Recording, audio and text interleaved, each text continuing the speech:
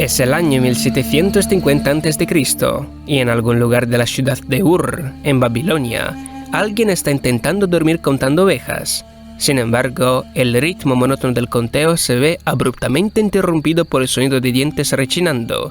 Nanni, un comerciante local, está furioso y murmura «¡Traicionado!», mientras mira con incredulidad el cobre de mala calidad que encontró en el umbral de su huerta esa tarde. ¿Acaso Enashir piensa que puede engañarme? Veremos.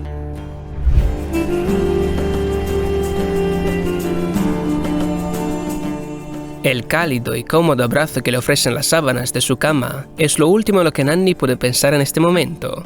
Así que, después de lanzar los cojines al aire, agarra con vehemencia una tableta de arcilla y un estilete, comenzando a grabar con el punzón una guerra de palabras, casi perforando la tableta. Mientras plasma en la arcilla sus frustraciones, no imagina que su desahogo nocturno resonará a través de los milenios, asegurándole un lugar de honor como autor del primer registro de una crítica negativa en la historia. En esa tranquila noche de Babilonia, a la luz parpadeante de una pequeña lámpara de aceite, Nanni, el cliente insatisfecho, redacta su queja eterna. Querido Enashir, entraste en mi casa prometiendo cobre de sublime calidad, tus palabras, no las mías. Y luego tienes el coraje de poner lingotes de baja calidad delante de mi mensajero diciéndole, si los quieres, tómalos, si no, vete. ¿Por quién me tomas? Luego, Nanni graba con aún más rabia. Cada vez que mi mensajero ha venido a ti para pedir el saco de plata que me debes, siempre ha vuelto con las manos vacías, cruzando inútilmente tierras extranjeras peligrosas. Ningún otro comerciante de la comunidad de Ictilmun se ha atrevido a insultarme de esta manera. Te atreves a ignorar mi mensajero y a discutir el asunto a pesar de que me robaste mi saco de plata. El mensaje de Nanni se vuelve aún más incisivo. Recuerda que entregué 18 talentos de cobre al palacio de Ur en tu nombre, sellando el trato en el templo de Shamash. Shumi Abu me hizo lo mismo, donando otros 18 talentos de cobre en tu nombre.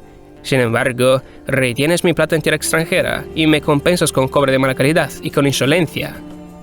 Las últimas palabras de Nanni retumban en el silencio. Cuando regreses a Ur, solo aceptaré cobre de alta calidad de tu parte. Trae tus lingotes a mi patio y seleccionaré personalmente solo los mejores. Tras tu evidente desprecio, tengo el derecho de exigir un alto precio. ¿Entendiste, Enashir? El texto original de Nanni no es tan dramático como lo acabas de escuchar. He realizado solo unas pocas modificaciones para ajustarlo a lo que probablemente Nanni estaba pensando en este momento. El verdadero Nanni fue un poco más sutil y cortés, consciente de la importancia de mantener las buenas formas al tratar disputas con alguien que tenía la posibilidad de no devolverle nada. Puedes encontrar el texto original en la descripción de este vídeo, tomado del libro Foreign Trade in Ancient Babylonia, de Leemans, páginas 39 y 40. Pero dame un par de minutos más, porque aún no hemos terminado. Tal vez recuerdes que Enashir se convirtió en una especie de fenómeno viral en 2015, recibiendo apodos como el primer estafador de la historia, tramposo y el peor hombre de negocios. Sin embargo, uno se pregunta, ¿estos apodos realmente reflejan con precisión la realidad de este enigmático comerciante, Enashir?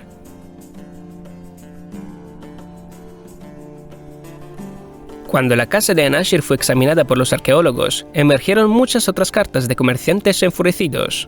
Estos documentos nos han ayudado a reconstruir la verdadera figura de Enashir y su posición en la sociedad babilónica. Antes o después de que Nanni enviara su crítica mordaz a Enashir, envió otra que dice: para ser entregado a Enashir, esto es lo que dice Nanni, que Shamash bendiga tu vida, ya que me has escrito, ahora he enviado a Egmilsin, mi bolsa con el cobre y la bolsa de Ribansin. Ojalá ambos obtengamos buen cobre. Esto nos muestra que las personas que enviaban cartas a menudo usaban la fórmula que Shamash, el dios del sol, bendiga tu vida, para expresar cortesía y respeto. Notarás que esta fórmula falta en los textos posteriores, probablemente debido al descontento de los comerciantes que le escribieron. Algunas de las cartas encontradas en la casa de Enashir también provenían de otro comerciante, llamado Arbituram, que escribió: para ser entregado a Enashir, esto es lo que dice Arbituram. Le has entregado el cobre a tu acreedor, ¿verdad? Entrega la plata y los beneficios de las ventas a Nigananna. Por mi parte, te envío una tableta. ¿Por qué no me has entregado el cobre? Si no lo haces, cuestionaré tus garantías. Buen cobre, continúa proporcionándolo, envíame a alguien. En una segunda carta del desesperado comerciante Arbitrum, quien aún no ha recibido su cobre, leemos: para ser entregado a Enashir. Esto es lo que dice Arbitrum. ¿Por qué no le has entregado el cobre a Ningananna? Además, han pasado 5 años. Así dice Illidinnam. El cobre que Ningananna ha recibido es mío. Por favor, sé amable y entrega a Ningananna todo el cobre que él te pida. El trabajo que has hecho es bueno.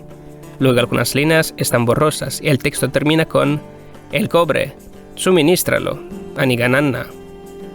A continuación, una carta de Imgursin dice: para ser entregado a Enashir. Esto es lo que Imgursin tiene que decir: que jamás bendiga tu vida. Lleva buen cobre conociendo las autoridades a Ningananna. Me hiciste pagar 10 ciclos de plata en tu lugar. Para que tu corazón no se angustie, lleva buen cobre a él. ¿No sabes cuánto estoy cansado? Y cuando llegues con Il-Shurabi, tómalo y lleva el cobre a Ningananna. Los arqueólogos también han descubierto 2 cartas de Shumi Abum, el comerciante que, junto con Nanni, proporcionó 18 talentos de cobre en nombre de Enashir al palacio de Ur. En la primera carta, Shumi Abum pregunta si la mercancía que envió ha llegado a su destino. En la segunda, discute sobre el contrato de un aprendiz que estaban tratando de... Además, tenemos una carta bastante divertida de Ilshu Elatsu que dice: para ser entregado a Enashir. Esto es lo que Ilshu Elatsu tiene que decir. Con respecto al cobre de Idinsin, Izija, un comerciante, vendrá a verte. Muéstrale 15 lingotes de Idinsin. Así podrás seleccionar 6 lingotes de buena calidad y dáselos. Asegúrate de que Idinsin no se enfade. En consecuencia, se encontró una carta de otro comerciante, descontento, llamado Illidinnam, que describió a Enashir. Para ser entregado a Enashir. Así dice Illidinnam: vaya, qué maravilloso trabajo has hecho, dicho sarcásticamente. Hace un año pagué en plata. Quédate con ese cobre de baja calidad que tienes en el extranjero. Si quieres, trae tu cobre. Luego se descubrieron muchos otros documentos y recibos, incluyendo un texto de Appa solicitando a Enashir ayuda para saldar una deuda y pidiendo más suministros de cobre. Un texto de Muhaddum acerca de una tableta con un sello del templo y 2 compañeros de viaje a Cetilmun para encontrarse con Enashir. Y una carta de Agamil informando a Enashir sobre la carga embarcada en los barcos con destino a Tilmun, la cual Enashir debía recoger en el puerto. Entonces, ¿era Enashir realmente un estafador? Contrariamente a la creencia popular, Enashir era un exitoso empresario en la ciudad babilónica de Ur. De los numerosos documentos y cartas encontrados en su casa, aprendemos que era un miembro influyente de la comunidad de comerciantes, conocida como Alik Tilmun. Este grupo importaba y exportaba mercancías de y hacia Tilmun de manera regular. Y Enashir viajaba a Tilmun y organizaba barcos para entregar mercancías como cobre a Ur, y al regresar a Tilmun llevaba consigo ropas y otros bienes babilónicos. En esta empresa comercial, varios inversores privados influyentes, que por conveniencia llamaremos los magnates de Ur, entregaban a Enashir sus bolsas de plata.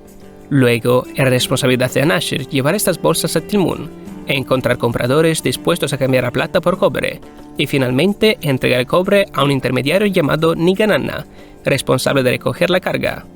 Una vez que Ningananna recogía la carga, ésta se distribuía a los inversores privados, incluyendo los nombres que mencionamos anteriormente: Nanni, Arbitrum, Appa, Muhaddum, Agamil, Illidinnam, Shumi Abum, Imgursin, Ilshulatsu e Izija. Desafortunadamente, durante sus misiones comerciales, Enashir puede haber cometido errores, tal vez debido al estrés de pasar largos periodos en tierras extranjeras intercambiando plata por cobre. A veces, este proceso podría haber requerido años, durante los cuales el cobre se oxidaba y se teñía de verde debido a la exposición prolongada a la humedad. Por lo tanto, Enashir recibía correspondencia regular para mantenerlo al día sobre el estado de su carga. Al regresar a casa, a su residencia en Ur, traía consigo las tablillas de arcilla para llevar un registro de las disputas pendientes que debían resolverse. Es interesante notar que durante este periodo, los templos, como el frecuentemente mencionado templo de Shamash en estas cartas, no eran simplemente lugares de adoración, sino que desempeñaban múltiples roles en la sociedad. Los templos, como el templo de Shamash, eran guardianes de vastos recursos, empleaban personal, poseían terrenos y ganado, e incluso tenían sus propios artesanos en su interior. Estos templos alquilaban tierras, imponían impuestos y actuaban como intermediarios y bancos para los ciudadanos y las empresas. Los comerciantes registraban sus transacciones y acordaban contratos justo dentro de estos templos, facilitando las actividades comerciales. Los templos también guardaban registros de recibos de venta y contratos de alquiler, ofrecían préstamos a los hombres de negocios y también actuaban como tribunales para resolver disputas legales. Proporcionaban educación a aquellos que podían permitírsela, mientras que para los menos afortunados se proporcionaban servicios sociales, como la distribución de alimentos para los pobres, los huérfanos y las viudas. Los templos también empleaban a hombres de negocios que se involucraban en operaciones de importación y exportación en nombre de los propios templos, como el famoso Luen Lila, que comerciaba en nombre del templo de Shamash en territorios extranjeros. Figuras como Enashir representaban principalmente los intereses de los inversores privados, y por eso algunos de esos inversores, cuando estaban insatisfechos, se negaban a decir la bendición, que Shamash bendiga tu vida. Sabían que tenía una ventaja, a la que Enashir estaba obligado a adaptarse. ¿Era Enashir realmente un estafador? No necesariamente. La narrativa que surge de las tablillas, llena de la ira y frustración de sus inversores, podría haberlo pintado en esa luz. Sin embargo, un análisis más detallado de estas tablillas nos revela a un comerciante enfrentando los desafíos y complejidades del comercio en la antigüedad. Los errores son una parte inevitable de cualquier actividad comercial, y las cartas enviadas a Enashir son prueba de ello. Al examinar la historia, debemos resistir la tentación de simplificar demasiado las fuentes o de asignar etiquetas humorísticas de manera apresurada. Después de todo, nuestro entendimiento del pasado está limitado a las huellas que quedan, que a menudo son insuficientes para darnos un juicio completo sobre una vida entera. ¿Te ha gustado este video? Si es así, haz clic a la izquierda o a la derecha para ver otro. Gracias por ver y que tengas un buen día.